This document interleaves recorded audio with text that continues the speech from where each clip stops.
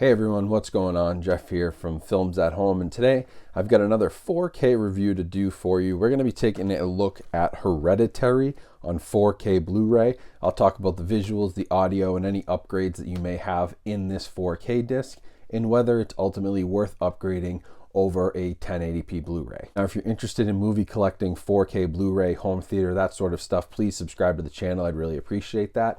And now let's jump right into this review. So Hereditary was released back in 2018, and I honestly think that it is one of the greatest and will stay as one of the greatest horror movies of all time.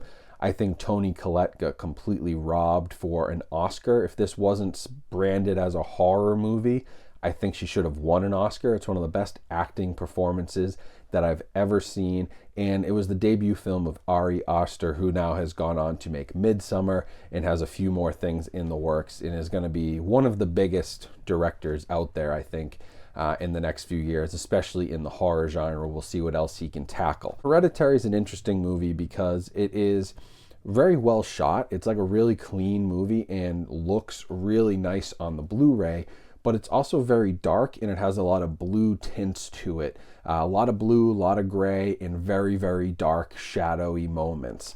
So the movie's actually got a 2K digital intermediate, so it's not a true 4K or a real 4K title, as people like to call it, but it is a 4K upscale of the 2K digital intermediate, and the movie was actually shot at 2.8K on digital cameras, so it was naturally a bit of a lower resolution to begin with. Now with the visuals on this, you see kind of, clear things that point to the 4K being a little bit better. There are better details, people's faces, fine edges, things like the telephone pole, which plays a really important part, but a close-up on something like that, you make out a little more detail.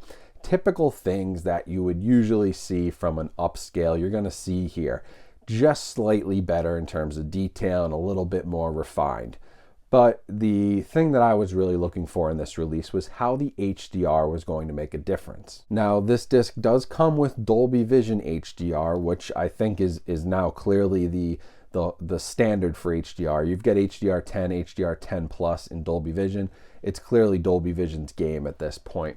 And my TV has Dolby Vision. I'm totally Dolby Vision capable.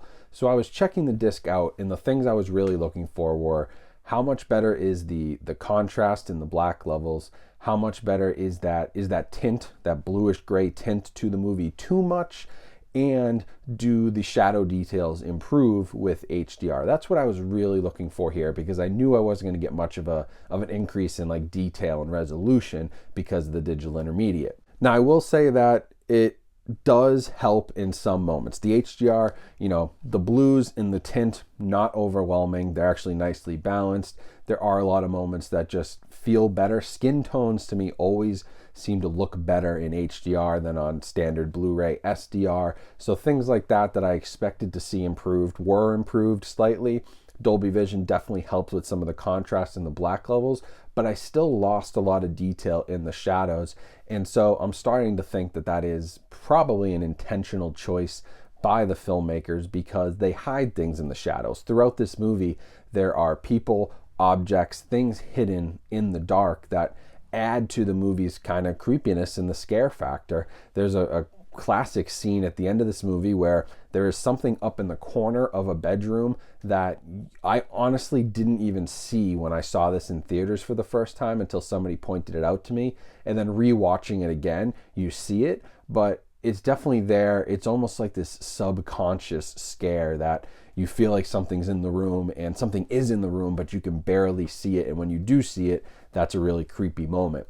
So the HDR didn't really improve that. I was trying to see if you could really make out some of these Easter eggs and little hidden scary moments throughout, and it didn't help. So I have to believe that that's filmmaker intent there, to keep those in the shadows and to keep that detail sort of blurry so that you can't fully make them out. And so in that instance, I didn't really get 100% what I was looking for in this upgrade over the Blu-ray. It is already a very, very nice Blu-ray release, very clean, digitally shot. It looks great. And so I was really hoping for a little bit more out of the 4K visuals, and I didn't really get it. So minor increase in detail. You know, things look a little bit better, a little more refined, and there are minor details here and there that stood out to me. And definitely HDR helps just the color palette a little bit, but it didn't take as big a leap as I could have hoped for. Now on audio, there is no upgrade. You're getting the same DTS HD Master Audio 5.1, which is a great track. Trust me, this movie has some really great atmospheric score. Not a ton of like outstanding sound effects, but when the movie picks up and the score's pumping and there is, you know, little bits of action, it is a very nice soundtrack. But again, nothing over the Blu-ray. It's the same exact thing here, so there's no audio upgrade. You're not missing out there in any way. So then packaging wise, it is almost exactly the same. I didn't get a slipcover because I bought this from Amazon, and it's been a couple years since it was released. I do have a slipcover for the Blu-ray, but the packaging, the artwork is exactly the same. This does come with a digital copy and the 2 discs, Blu-ray and 4K, but no artwork there. And then on special features, you get Cursed, the true nature of Hereditary, just a little behind the scenes, deleted scenes, and then Evil in Miniatures, which is a photo gallery of the miniatures that are shown throughout the film.